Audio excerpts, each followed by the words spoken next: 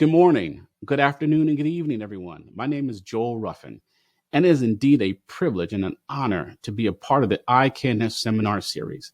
I would first like to thank IKNS leadership, faculty, staff, and the community at large for allowing me to have this time with you today. In the next 30 to 45 minutes, we're going to talk about modern cybersecurity. And the goal is to create a broad framework in how to think about cybersecurity, how it relates to other risk domains, and how to think of it in a multidisciplinary way. To start off, I'm going to start with a little poem about a fox and a hen. This poem is called A Shared Opportunity. When a fox spies a flock of hens, opportunity it surely sees. With stealth and cunning, the fox will creep and feast on the hens with great ease. No longer just a dream, but a reality, his goal achieved. The fox victorious, the hens now just a memory. Now that's a pretty bleak poem, but it speaks to what's at risk, particularly around cyber risk and other risk domains. You see, the fox and the hen shared an opportunity. The hen saw the open fields as a way to expand and to do what hens do. The fox saw the open fields as an opportunity too, but its intention was to secure its next meal. A shared opportunity, but not a shared intentions or goals. But if only the hens knew about the fox, if only the hens knew about its techniques and tactics and procedures, if only the hens knew that the fox was surveilling them and trying to find the right time to attack, if only the hens knew. But because they didn't know, it cost them their lives. And reflecting on the poem, the hens didn't know what they didn't know. They had no idea that the fox was around. They had no idea that the fox was ready to strike. It was inconceivable. It was unthinkable about what could have happened and did happen. So today we are faced with complex and constantly evolving risks and threats. Things that we thought were unthinkable years ago are thinkable today. The challenge is we have to consider the most unlikely and unprecedented scenarios, from climate change to pandemics. And considering these worst case scenarios and thinking the unthinkable is going to prepare us and position us to understand the risks we face and how to mitigate them. When I think about how to think about the unthinkable, my mind goes to the World Economic Forum Global Risk Landscape Report of this year. And in that report, they define what we call a polycrisis of what they believe could happen this year. Now, polycrisis is defined as a cluster of related global risks with compounding effects such that the overall impact exceeds the sum of each part. And in this diagram, you can see how different risk areas are related and one area could trigger the other, and how they could be triggered in a way that toxic combination could have a devastating effect. In addition, the Global Risk Perception Survey identified the top 10 risks that many of the leaders believe would occur in the next 2 years. And you'll see cost of living crisis, natural disasters, failure to mitigate climate change, and so forth. And you'll also see the widespread cybercrime and cyber risk. And I wanted to point that out because cybersecurity is not an island to itself. Cybersecurity should be thought of in the backdrop, in the broader frame of the risks that are affecting society and organizations today. So when I think about the unthinkable, my mind goes to what is being called the threat to life crimes. The notion of ransomware attacks being launched against hospitals, where it's literally causing patients not to receive their care. In some cases, they're seeing the mortality rate go up, and it's creating havoc in a way that I thought was completely unthinkable that could happen. The notion of shutting down a hospital, the notion of someone clicking on an email launching a ransomware attack and encrypting all the data and holding the hospital at hostage, to me, was just unthinkable. Now, when you think about the intersection of emerging threats and technological accelerants, you see digital transformation, IoT, artificial intelligence, machine learning, behavioral analysis, automation, all these great technologies. And from a business perspective, we see opportunity. But our adversary sees opportunity as well. Remember, shared opportunity. They see it as a way of extending their selves, being more efficient, more effective, being able to develop more complex ways to bypass our initial defenses and to be able to infiltrate, to compromise the confidentiality, integrity, and availability of information. And so there was one quote from the CEO and co-founder of the Ukrainian cybersecurity firm Cyber Unit Tech. And he said this: "We have only one goal: to stop the enemy." So when you're thinking about cybersecurity, you think about cybersecurity in the broader range of other risks. We have one goal: to stop the enemy. When I think about the notion of a singular goal of stopping an adversary, my mind goes to our immune system. Our immune system is a multicellular network that is constantly fighting pathogens, communicating, working together feverishly to try to ensure that anything that enters into the body that is not deemed as itself is attacked and destroyed. It provides multi-layered defenses. It's monitoring for signs of infection and adapts accordingly to those infections, and is constantly learning and adapting. Now, our immune system consists of two major components, as many of you know: the innate and the adaptive immune system. Now, the innate immune system is it's generally their first line of defense, and it provides a non-specific immediate response. Essentially, it just deals with the general pathogen that shows up. It responds quickly, but it doesn't remember the pathogens that showed up. So it has no memory per se, and is present when we're born. The adaptive immune system provides a specific and targeted response.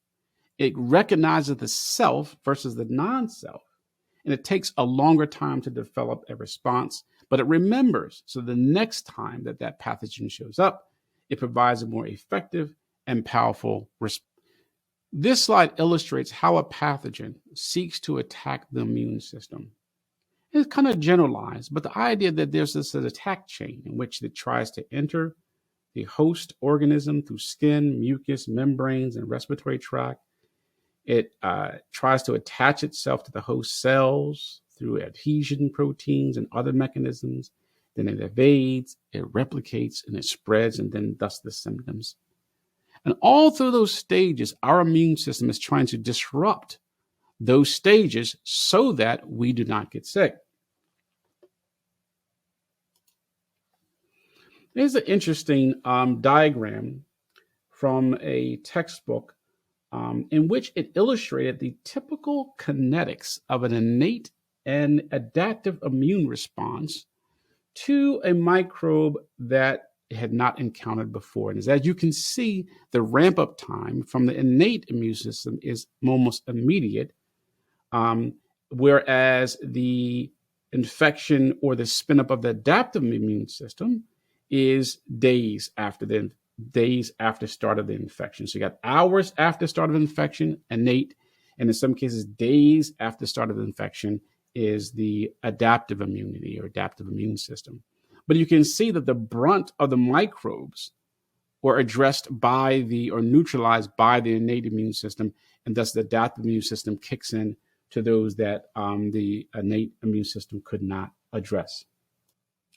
When you think about your contemporary organization, you think about your vision, your mission, your objectives, your strategies, your people, your culture, your customs, your rituals, the wisdom, the knowledge and information, the data, the applications and systems, and all the core functions that work together in an interrelated way to produce value in the marketplace. And every organization, or very well-run organizations, have objectives. And risk is the uncertainty that could impact as an organization seeks to reach its objectives. Risk is the uncertainty of events that would or could cause the organization or impact the organization in a way that it could not or prevent it from reaching its objectives. So you have different types of risks. You got financial risk, operations risk, compliance risk, information security risks. You have, reputational risk. All these different types of unknown events that could occur, categorized by type, that could impede the organization from reaching its objectives. So in my mind, the organization is an organism, and risk management, all the things that we do to protect it in a way so that it can accomplish its objectives, is the organizational immune system, of which information security and cybersecurity is one element, one type of risk among the many risks that an organization has to address and to have proper controls and mechanisms to defend itself. So from a cybersecurity perspective, you got to think about risk in the broader context.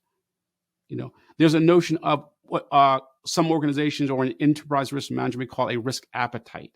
Is okay if an organization says, hey, here's the business we want to be in. Here are the risks that we're willing to accept as part of reaching the objectives. And here's how we're going to manage that risk appetite statement, and that risk tolerance, which is another document, which says, hey, I give an example. If the speed limit is 50 miles per hour, and we say, listen, if a person goes over 5 miles per hour, we won't give them a ticket. But if they go 60, or if they go 10 miles over the speed limit, they get a ticket.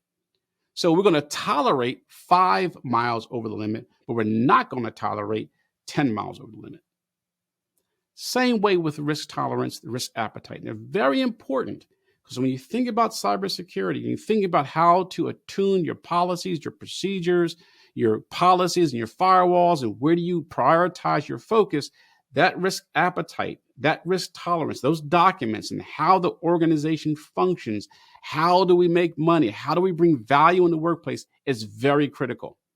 And understanding how the organism functions will enable you to be better at, positioning and constructing the proper risk or cyber risk mitigants to defend against threats. This is simply a table that provides a view of an organization as an organism, and from structure, adaptability, to interdependency, to goals, to dynamics and self-regulation.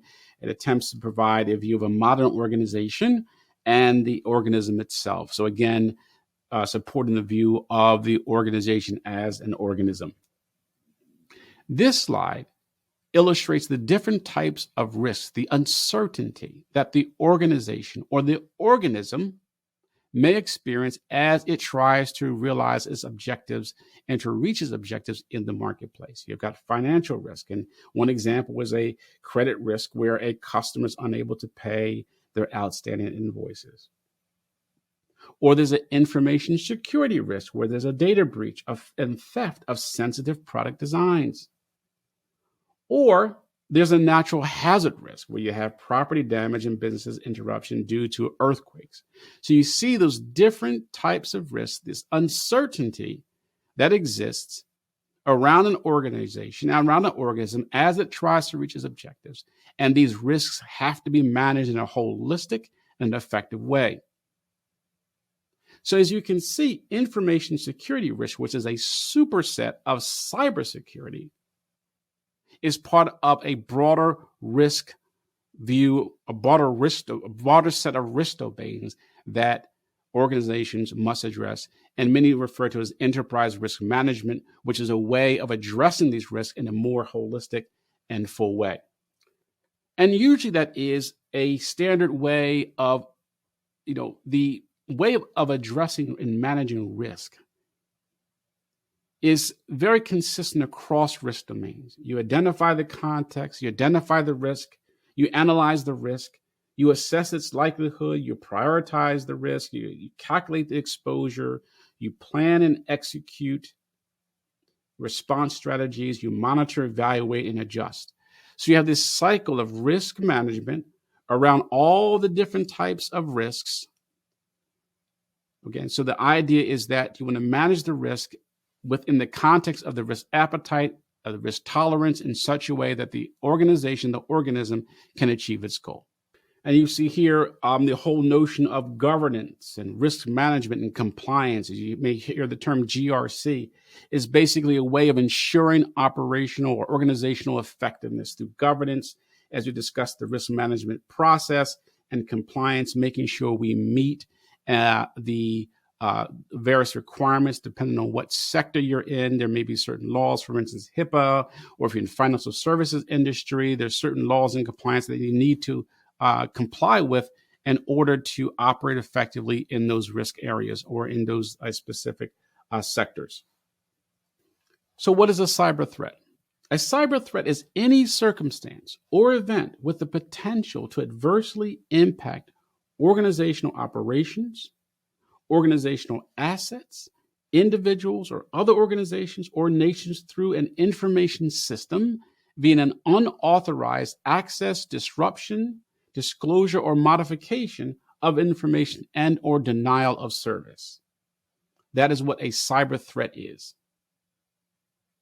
So when you talk about cyber threats, then you have to think about, well, who are the individuals that are causing these problems, or who could actually incite or to execute one of these cyber threats against the organization or the organism.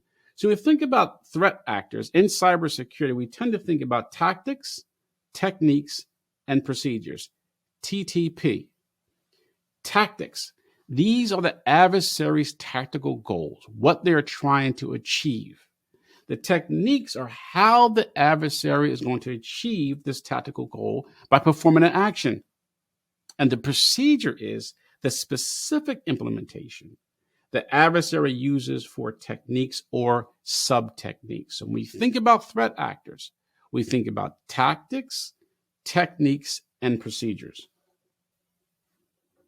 So some of the threat actors you may have heard of: nation-state actors, cyber crime groups, hacktivists, APTs, insider threats, and these different threat actors have different motivations, different focus, different TTPs, who are using different threat techniques and procedures to compromise the confidentiality, integrity, and availability of the data within an organization, and or to stop the organization or the organism from actually achieving its objectives. Threat actors, threat events, tactics, techniques, procedures, all focus on compromising the organization. When you're talking about understanding your adversary, is equally as important to understand and know yourself. Now, when you think about modern cybersecurity, what makes modern cybersecurity, in my mind, is the technology and methodologies and tools that characterize modern cyber warfare. So using artificial intelligence and machine learning, using different technologies that enable an adversary to come up with more complex and more involved strategies for attacking the organization. For instance, the generative AI they're using to create malware. So the idea is that it would be able to, the goal is to create malware in such a way that it could bypass our first line of defenses, innate defenses, innate immunity, bypass our firewalls, our IDSs, and all of these systems. So the use of technology in the way that warfare, quote unquote, warfare is engaged between an adversary and its target is evolving. Well, today we have threat hunters. These are individuals inside organizations that go around trying to hunt out and to see what threat actors may have compromised or bypassed our first line or first series of defenses that are in our network. So you have teams that are actually going around looking and hunting, looking for these threat actors and where they may have compromised our systems. So that's one example of how we characterize modern cybersecurity.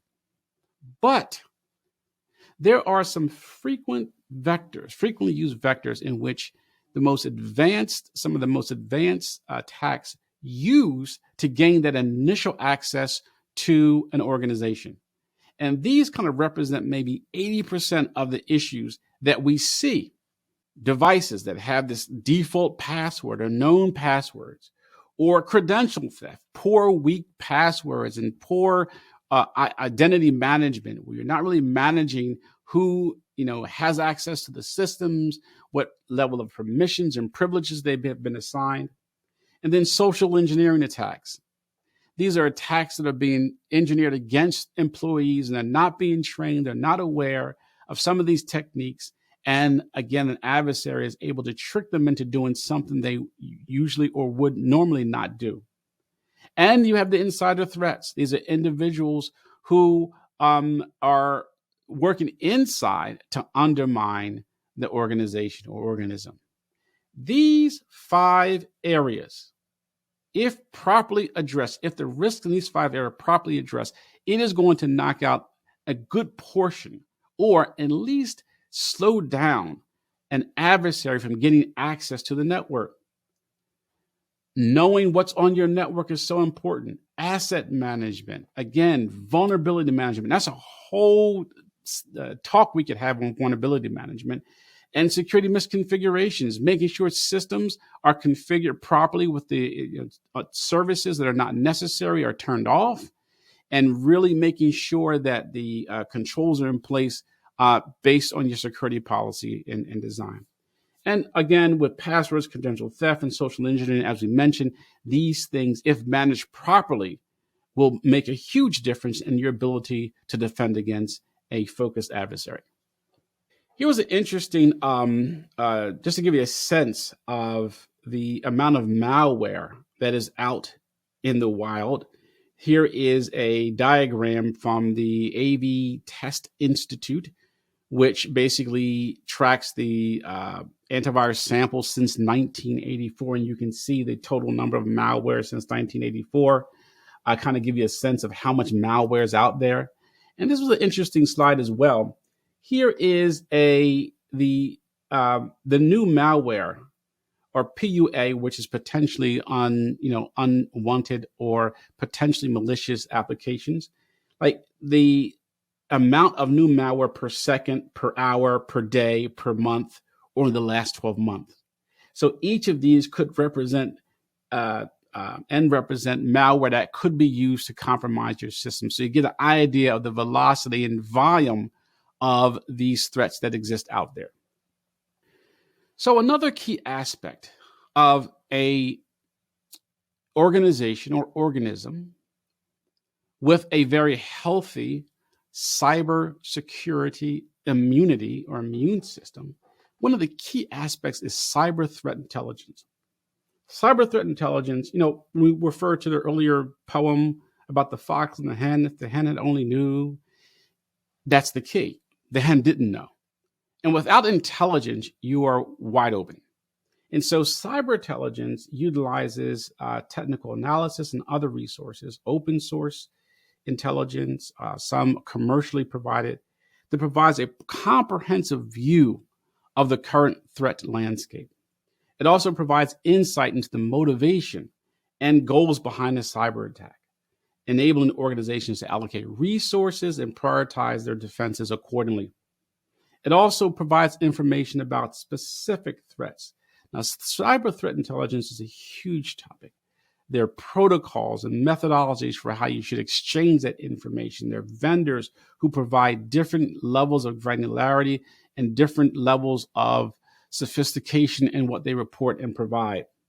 And I had listed here some of the open source tools and some of the vendors that provide the CTI or cyber threat intelligence. This diagram here was taken out of a text. It basically illustrates the threat intelligence cycle, and also too, it mirrors that cycle against the pyramid of facts, measurement, data, information, knowledge, wisdom, and action. And so, in essence, the intelligence cycle is you're defining, you're planning your target, you're preparing it, and you're collecting the information, you're processing that information, you're analyzing it, you're disseminating that information, and you're providing that evaluation and feedback on the usefulness. So that intelligence has to filter through the entire organization, from strategic intelligence, tactical intelligence, all the way through the organization in order to effectively defend. Remember, the immune system is a multi-layered, multicellular network of information and information sharing, and that's the way it's able to defend and keep us alive. There's no difference with cyber threat intelligence and the way that it's needful and critical for a well-functioning cyber security immune system.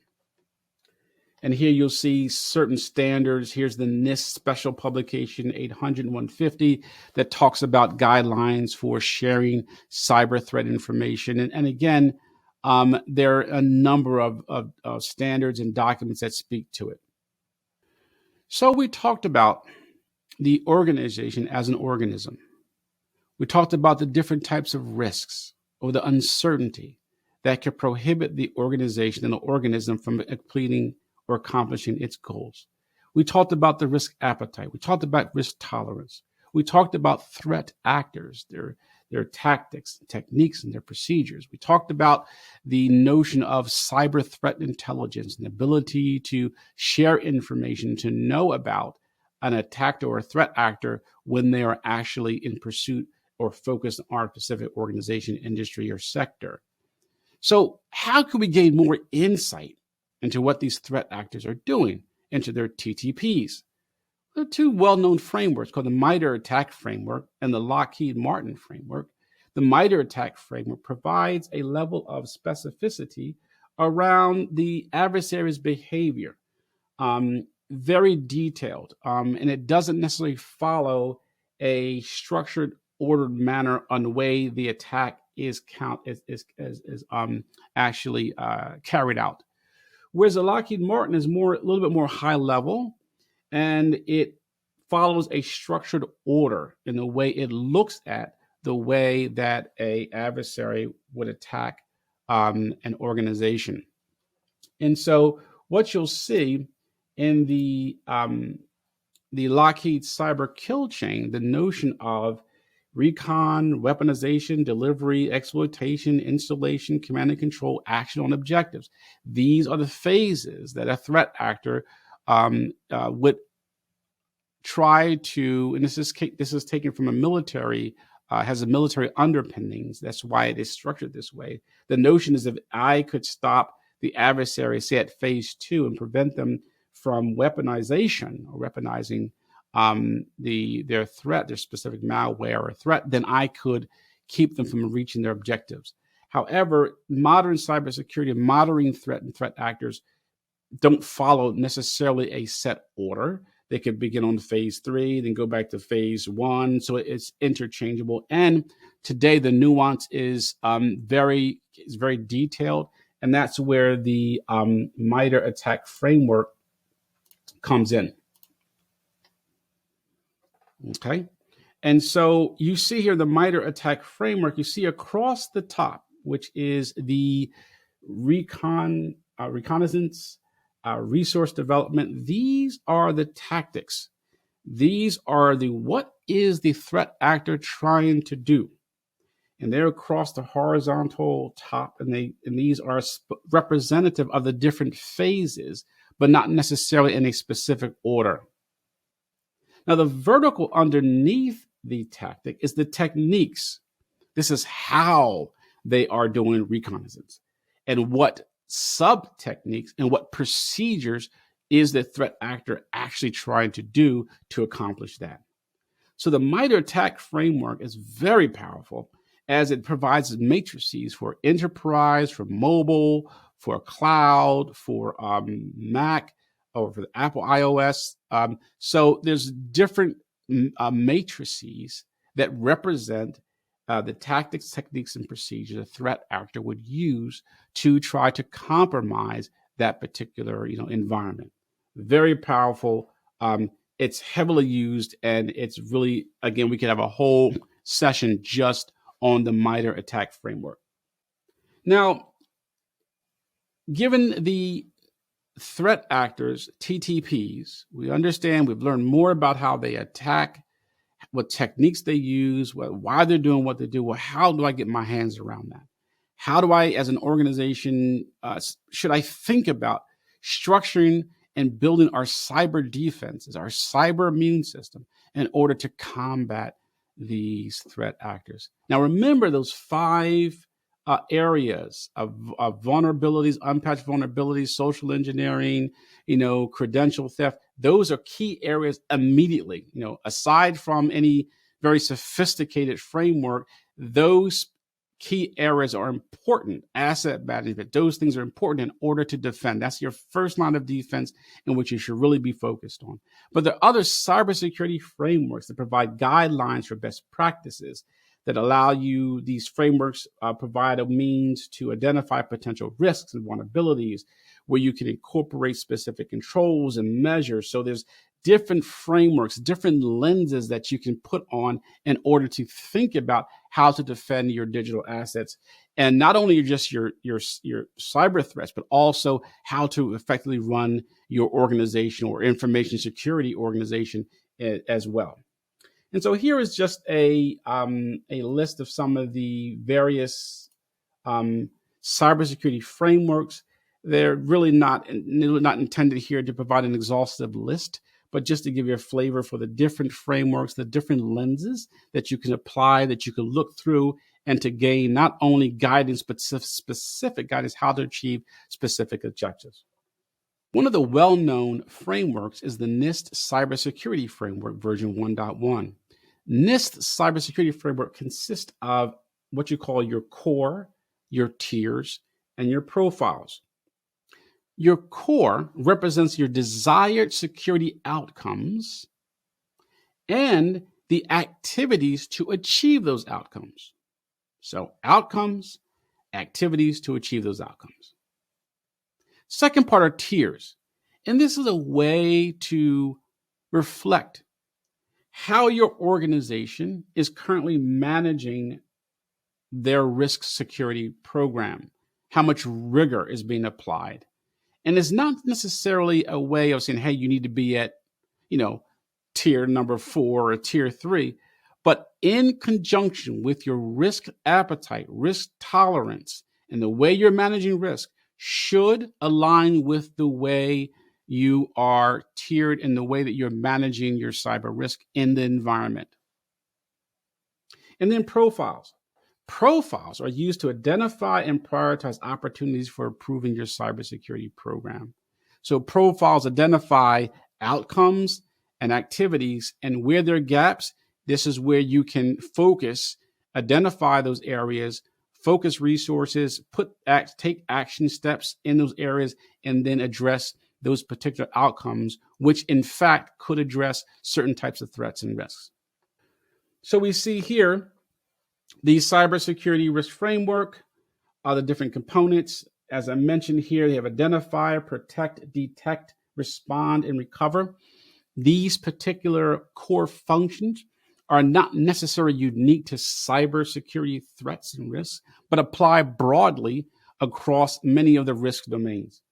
So you see here the core function of identify, and you'll see the category unique identifiers, and then the categories of outcomes. So for asset management, so I want to manage my assets to make sure I have my proper inventory. So it specifies, well, what is some of these actual activities required to reach that outcome? And then you have the actual references to documents and standards and other guides on how to achieve that. Here's an example of how to use the NIST cybersecurity framework, just as an example. So say, for instance, you have a desired outcome to improve your inventory of your digital assets. Okay.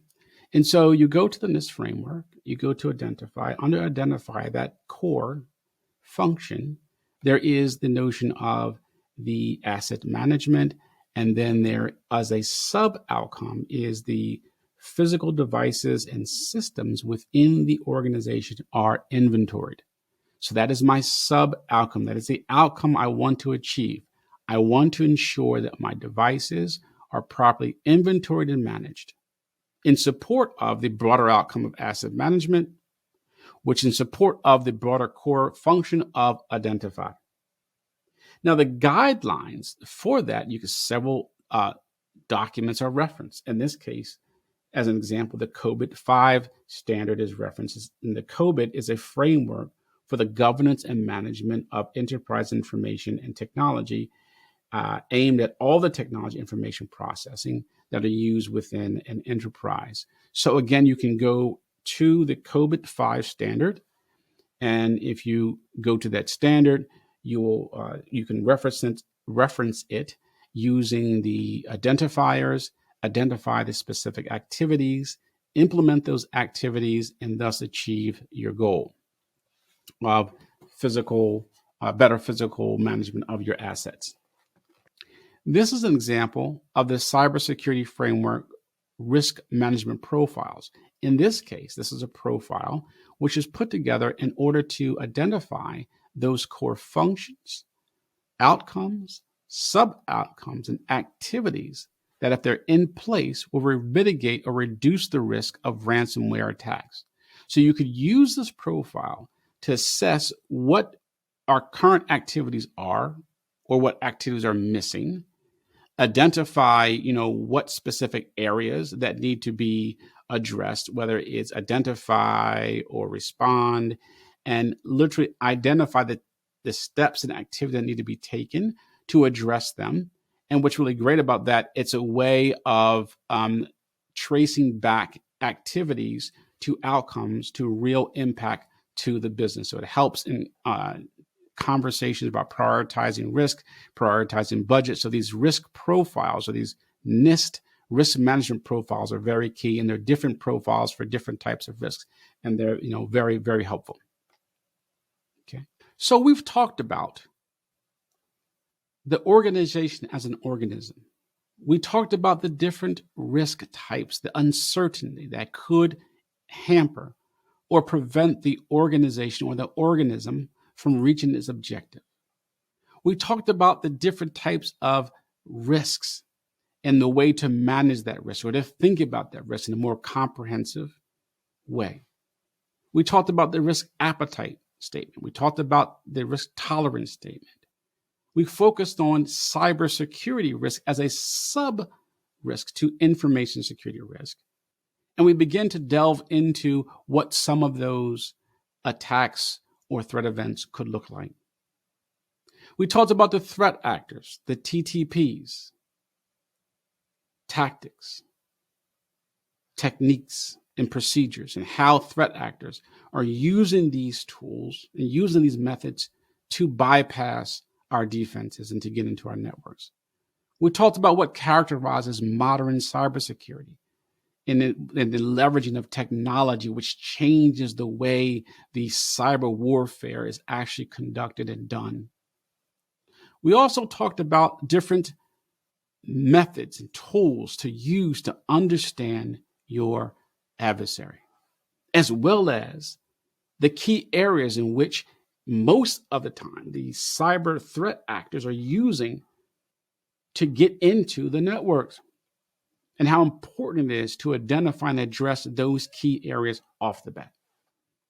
We also talked about tools in which to delve into specific techniques and tactics, procedures on certain type of threat actors, and different frameworks on how to frame and to articulate and communicate your approach to your cyber defenses. We also talked about the cyber threat intelligence and its importance. It's the lifeblood. It's the communication. Imagine our immune system and its ability or its inability to defend and to protect it if it could not communicate the way it does, the way it's designed to. And obviously, we talked about all the various autoimmune diseases. So let's talk about what other disciplines that I believe personally are key and critical to embracing a more collaborative approach to cybersecurity across these specific areas. I want to focus on knowledge management and conflict resolution and a few other areas. Now, knowledge management, being a graduate of the ICANNS program, understanding knowledge management dimensionalized my understanding of cybersecurity up and down the stack, from the lowest level to the strategic level, ensuring that the right information gets to the right person at the right time in the right format. Information is key. Not only that, as a knowledge management professional, being able to assess the flow of information through the organization where there may be knowledge jails, where knowledge may be hampered due to some type of political or other barriers that are important to address specifically and especially when you're talking about cyber and be able to defend against cyber attacks. And knowledge management and the notion of telling stories. How do you tell a story? How do you get your frontline workers and your managers to understand security in a way that they understand the why and they buy into what needs to be done to defend against those attacks, i.e. ransomware attacks, social engineering, and so forth. So knowledge management and knowledge managers are key in every aspect of the cyber immunity system and should integrate, not just participate, but be fully integrated in every aspect of the cybersecurity response. Conversely as well, the conflict resolution. Look, there's an inherent, in any organization, there's going to be politics. There are going to be teams that don't want to talk to each other, and teams that when you try to get them to adopt a certain security standard or just saying, nah, we're not going to do it. And the ability to be the bridge or the mediator and to ensure that all of the components within an organization, all the teams are properly aligned and engaged in helping to diffuse conflicts and how to talk about how we're going to handle conflicts, especially in those instances where, hey, there's one goal, and that one goal is to stop the enemy. And if we have breakdowns in our communication, we have breakdowns in these political areas, us versus them, there's a problem. We mentioned before in the immune system, the adaptive immune system has the concept of self and non-self. Well, if within our organization, I see another department as a quote unquote adversary, that sounds like an autoimmune disease to me. That means the organism is turning on itself.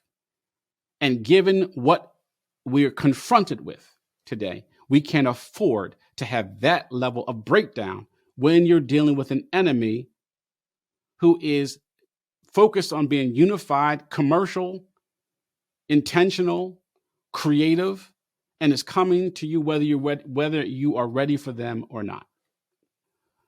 Another area is IT management, asset management. You have to know where your digital assets are, your servers, your desktops. Vulnerability management is key.